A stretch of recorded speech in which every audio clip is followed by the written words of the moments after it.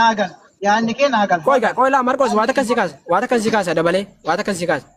Kana jechuun ani akka dhuunfaa kiyyaatti illee ta'ee akka namoota garagaraatti rakkoo takka illee hin qabu. Eenyummaa kiyya an bakka dhaloota kiyyaatti namuu bakka irraa dhalate gosa irraa dhalatee fi biyya irraa dhalate qaba. Oromoo taanee anaaf itti waliin nuufiti Oromummaa garuu iddoon dhaloota keenyaa iddoo irraa dhufne murteessaadha. Kuni normaal rakkoo takka hin qabu.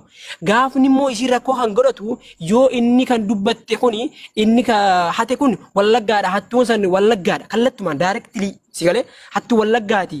Yoo jette akkasitti illee badii ni qaba yookaan immoo warri wallaggaa hattuudha yoo jette rakkoo qaba. Fakkeenya tokkoon si kaasa sirna dhaggeeffadhu. Dheengaddaa Mubaarak Musammaa gaafa birriin jalaa nyaadhamu ni jirtaatillee sirriitti ni hubatte jedhee yaada. Gaafa birriin jalaa nyaadhamu warri fakkeenyaaf diyaaspooraan impoonsara ta'ee fi Kanaadaatti birrii fiidaa san bituu ture warra Harargeeti. Dhaggeeffadhu. Si'a lama irra deebi'eeti Harargeen koottaa naa kafalaa warra Harargeettu ni galaa hatee jedhe. Laalla dhaggeeffadhu yaada koo. Warra Harargeettu ni galaa hatee koottaa naa kafalaa jedhe. Dhaggeeffadhu. Asirratti attuun amma fakkeenyaaf silaa nama tokko kan jalaa fudhate. Inni immoo wal qabee maal jedheyyuu Harargeetu warri warra Harargee koottaa birrii kana naa kafalaa jedhe. Okay. Gaafsan immoo nuti Mubaarak irratti marsaa duraa namni tokko gabbeerratti hin dubbanne. Mucaan gosarraa dhalate qabaa bakka irraa dhalate qabaa kafalaa jechaa turre nuti. Wallaahi laajiin kun afaan kiyya kanaan kana jennee dubbataa turre. Namoonni tokko tokko immoo mubii arrabsaa turan. Maaliif Harargeetu irraa nyaate jedha warri isaan faallaa deemu arrabsaa turan. Nuti immoo mucaan bakka irraa dhalate gosarraa dhalate qabaa kafalumuu qabaa jechaa turre. Okay, inni saniyyuu afaan guuttatee Harargeen naa kafaluu qabdi jedhe. Isa saniyyuu guddifnee laalle. Kennaan immoo amma dhaggeeffadhu waan tokko. Kennaan immoo jechoonni inni har'a fakkeenyaaf liivii banattee fayyadame keessatti si kaasa. Miti joontoni wallaggaan arrabsiti. Sharmuuxa akkanaati jechoonni jedhe. Hamzaas walitti qabee kutaalee fakkeenyaaf amma jarri kun lameen keessaa baan walitti qabee dhahaa ture. Marcos si arguu danda'a viidiyoo keessan waraabeen ture. Ani kennaa namatti dhiyaatu akkuma itti dhiyaatu kennatti hin dhiyaatu. Tekstii walii bareechine kennaadhaan keessaanillee jechuudha. Komanti godhee fi alaa akkas hin jenne wanti kun booda gandatti deema dhiisii jedhaani ture. Dhiisuu dide itti fufe arrabni isaa immoo keessa darbee nuti shanyii akkasiiti. Kana jechuun maali? Hattuu dho'isanii hattuu tana dho'isanii nama gartee jechan taane immoo tiyyuu fidanii ajandaa kana dhukkaamsuudha. Akka yaada kootiitti sini galee. Kana jechuun ashitti yoo badii qabaatte ani na biratti badii tokkollee hin qabu. Yoo nama tokko biratti badii qabaatte kana namoonni hundiin iyyuu garuu immoo akka gandaate fakkeenyaaf wallaggaa. Galatoomii haati akkasitti murteessuu dandeessa. Jechuun namni hundumtuu waan itti dhaga'amu yaada isaa haasa'uu danda'a. Garuu asitti waan tokko si galuu qaba. Waa dubbachuu fi haadhaan nama rabsuun, gandaan nama rabsuun, amantaan nama rabsuun waan akkasii kanan jibba miidiyaa kanarra. Ifa manaa godhi malee kanan soraadhaa ture. Fayyadamaa ture inni fayyadamaa ture. Waan gandaa kana kaasuun barbaadu garuu dhaggeeffadhu dhiiroo. Garuu nuti kutaa keenya kan maqaa dhoofnu tarii gaafa rakkinaa, tarii gaafa gootummaa yoo ta'e bareeda.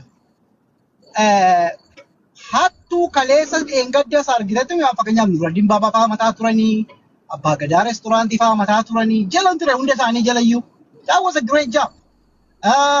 Amma kiilolee reestooraantiitti kan hin beekun kaleessan dhageeyyu. Ani garuu waan hin dhagee kan na nyaate dhalataa wallaggaati jettee miira keessa gaafa galtee jalqaba kaastu it doesn't look good. Miira waa wayista dhageessisa. Amma abbaa barbaade ta'u maa obboleessa koontaan hattuudha baalagee. Jegalee garuu sababa ani hattuu ta'eef gandi koo Maarqos dhalataa wallaggaati isatu qarshii nyaate naan jedhe wallaggi biraan maal fiil godha. You have to know about that.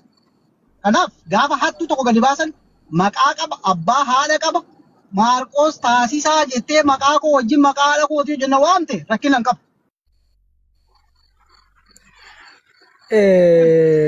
Dogoggora guddaadha. Jechuun isin akka tuffatu qabaachuu dandeessu biratti garuu hin jiran waan akkasii. No, wallaggi kabaja qaba. Wallaggi gaafa intarneetiin irraa kitee waggaa qoyboo ji'a ja'a guutuu gaafa wallaggi ajjeefamaa ture gaafa wallaggi faannoo wajjin wal qabee akka dhokkee irraa kaasee haadhi wallaggaa buqqifamtu bara. Namni tokko wallaggaa miira namni maqaa dubbatan jiru. Har'a uummata kana gabbaatanii uummata hamma irraatti ajjeefamaa jiru. As baatee kolkolleen hattuu wallaggaa gaafa jettu it doesn't make sense to me. Sigalee. Faaldaa nan fita. Ashitti yoo ta'e obboleettii keenya hin qaban. Nuti akka isin jettan karaa osoo hin taane professional way karaa nagaatiin. Oh guys isiniin aarsee dhiifama. Aan akkas jedhee dubbachuu koo miti jechuudha. Isin ajandaa kana hin babal'isina. Nuti akka isin ajandaa bal'istan miti mana asiliitti illee kan baay'ee dubbanne. Asiliin faallee firri dogoggoraa hin gaafanna rakkina hin qabu akkaataa himannaa namaatii jedhe. Akkasiin babal'istan kanatti miti dubbeenu. Nu babal'isuu illee barbaannu. Dubbii ho'isu qabdee himmatti hin qabdu. Maal gaafatu Maarqos an kana na dhibe bar maal gaafatu Maarqos? Okay gaafachuu dhiifnaan immoo dhiisan bakka dogoggora miti jettan miti dhiisa. Akkoo sitti fudhatti fudhadha. Ijoolleen dogoggora fudhannaan namni komannaan bakka kamitti dogoggora jedhaati gaafadha. Nu wallaggi bakka hannaatti mataa barbaadu. Never ever ever bro.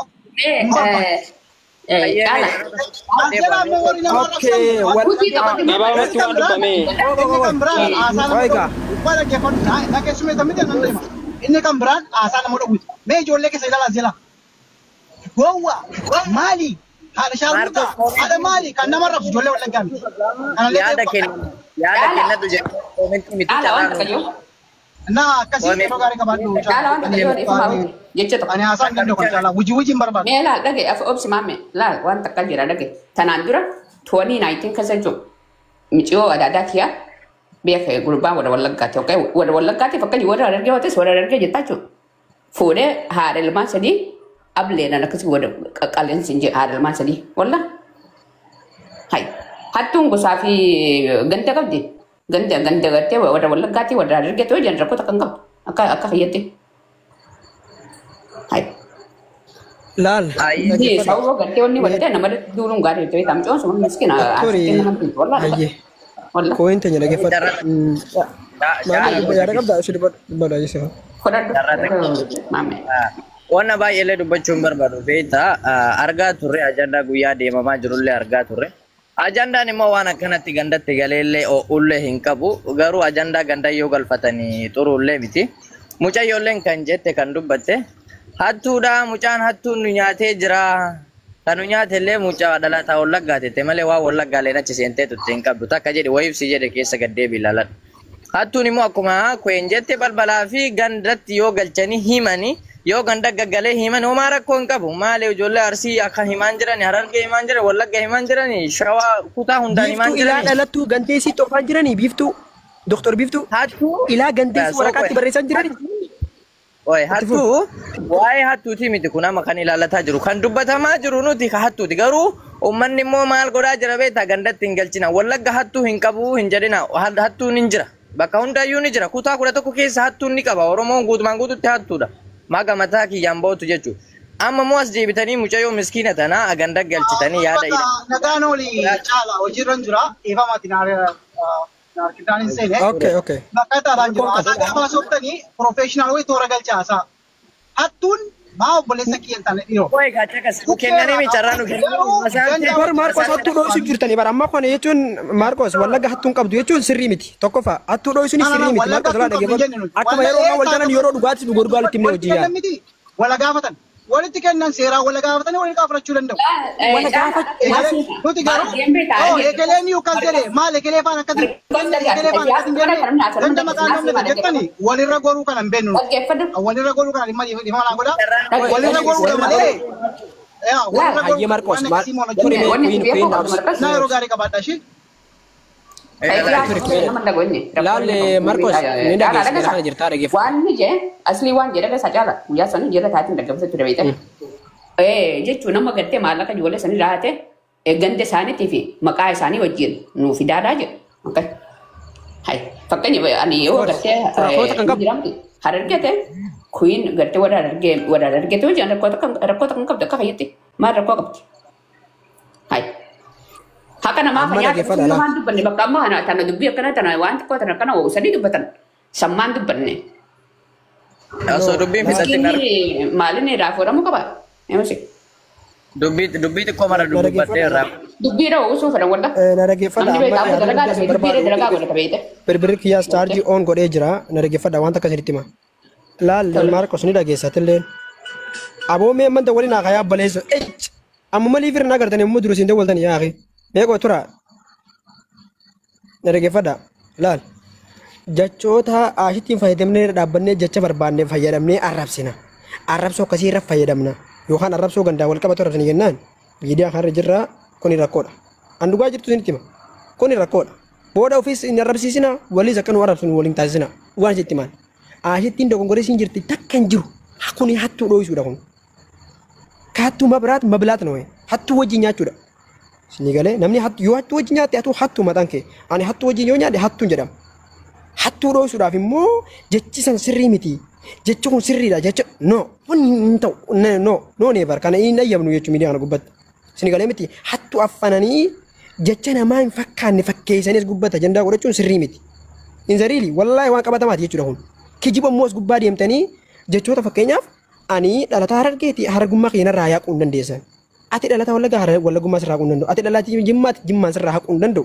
Jimmummaa kee Wallaggaan sirraa haquu hin danda'u. Shawaa kee Arsii hunda sirraa haquu hin danda'u. Kuni dhalataa keeti jechuudha dhaloota iddoo dhaloota keetiiti. Isin galee kan ammoo iyyuu wanti sirraa haquu hin dandeenye maali? Dhalattu ati dhalataa achii waan taateef kan ammoo kun dhalataa achiiti jechuun waan nama arsuu fi waan deebi'amee arraba gurguddaa fayyadamu qabu. Arraba gurguddaa nam fayyadama. Ani sanyii Abishee Garbaa, ani sanyii Taaddasaa maali abalummaa sanyii eenyu katee fi abalu sanyii katee isinitti himuun isin dandeenya beeki. Kittiin goone garuu namoota wal qabanyuuf namoota gurguddaa jira. Isin galee namoota akkasii jira. Yoo nama keessan wallaalaa akkanaa kan qabattan taate qabadha. Hin qabattan itti fufa jechoonni kunii fi arrabni kun itti fufa taanaani kan naga jammiro yommuu maxaa'u nagar inaanti taayyaallachuu. Borra jammare wanti kun waan garanni dhufu ni argatan jechuudha. Ragaxaa yoo taate haga isin fixattanitti isin oofuu dandeenya. Anugaa jirtu sitti maal?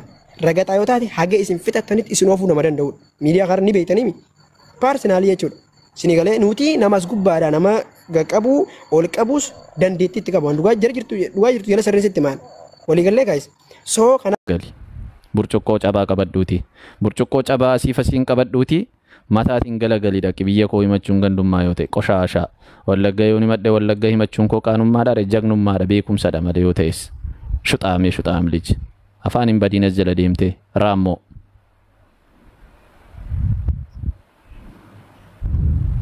Wallagga himachuu kootti sheemiin nan qabu okay raammoo liji yaadan taane barreessine jala deemte barachuu keenya nu miidhe nuun gandummaatti amanuu dhiisuu malee otoo gandummaa qabaanne akkuma namni ganda ishee leellisaa ooltu miidiyaa kanarra bantee afaan banaa ooltu fagaaraaf afaan banaa ooltu fagaaraaf afaan banuu wallaallee miti. Barachuun keenya nu miidhe niin bira darbuun keenya. Dubbii bira darbuun keenya nu miidhe malee nun fayyanne sii galaa. Gandummaatti amanuu dhiisuun keenya nu miidhe. Gandummaa otoo qabaanne deemi piroofaayilii koo jala galiitti ilaali.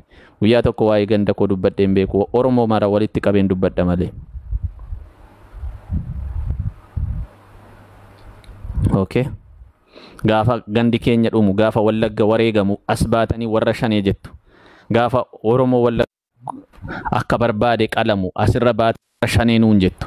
Shaneetti maqaa nu baastanii maqaa shanee nuu laattanii akka barbaaddan wanta barbaaddan nutti dubbattu sinii gala maqaa shanee nuu laattanii chaappaa shanee nuu irratti maxxansitanii okay si galee ummatni nagaa yeroo dhumu warra shanee jettu ummanni nagaa yeroo gorra'amu warra shanee jettu chaappaa shanee nuu laattanii akka barbaaddan miidiyaa kana irratti nu raggaxuu barbaaddu akka barbaaddan miidiyaa kana irratti nutti dubbachuu barbaaddu sinii galee dhaqaati galagala warra akkasii dhaqaa kotteetiin miti mataatiin dhaabbadhaa shuxaam leji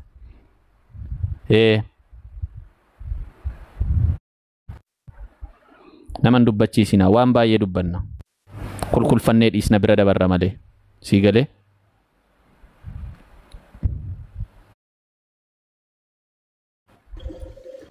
kenno akkamii hiika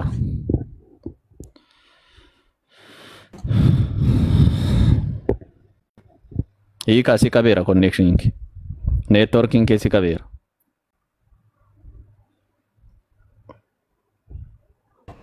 okay nagamu amma dhufteetta si qabee ture okay akkamati jira galata waaqa Nta Itoophiyaan ture beeknaa barreessee turte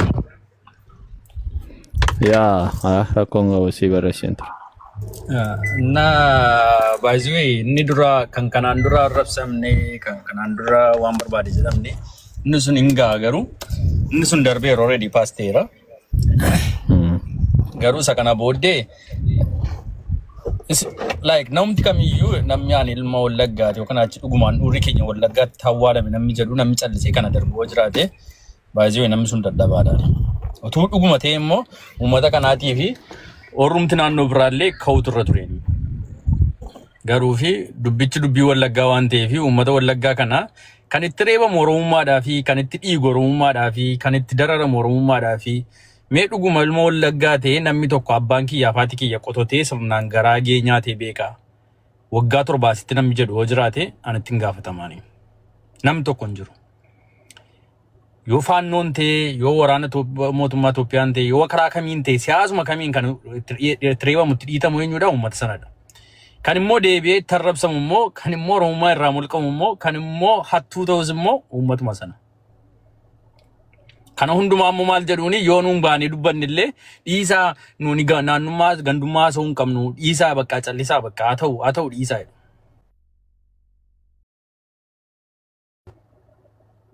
Namni maqaa atuu ta'eeti bakka nuun qaama isaaniidha. Nuun dhiiga isaaniidha.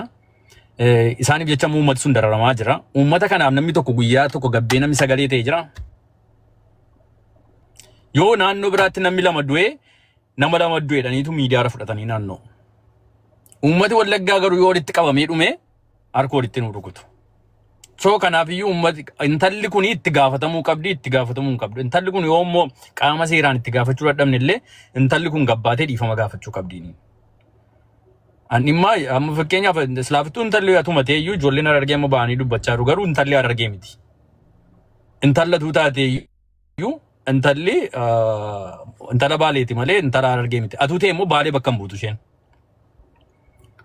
Baay'ee ijoolleen keenya kan dubbachuu qabanii isa irraadha malee isaan abbaan barbaade naannummaa isaa faarsu nuun garuu fi intala kanarraa dubbachuu qabnaaniin. Intala kana Eeluu Mucaa jedhamu mucaa isaa Ameerikaa jiru jala taa'ee dubbachaa ni ture sidas gaafa sanas kan dubbii kana leellisaa ture sadha. Kanaafiyyuu warroonni kun itti dhiifama nuun jechuu qabuuniin maaliif isaan tafarsaanii ture waan ta'eef. Even baay'ee kennoo dhiifama kana jechuu fi maybe walitti siqachuu ta'uu danda'a. Asliin illee gabbee dhiifama gaafachuu qabu uummata kana. Wanni kiiloolee irratti wanni karaa soyyeefaa isaan achiin barachuu danda'u rakkoon qabu isaan ofiif hin xiqqaanneeniin. Garuu wanni uummata sana asliin illee mana isaatti waan arrabsamee fi gabbee dhiifama gaafachuu qaba. Dhiisittiin hin jenne. Maaliif inni ergii miidiyaa waan qabaatee nama guddaa ta'ee fi yookaan achimmoo an Chaayinaa jedhanii muudii namatti qabatamaniini. Ergii Chaayinaa ta'eetiin namni kun waan barbaade yoo ta'u garuu fi uummati tokko gaafa mana isaa biratti warra Wallaggaa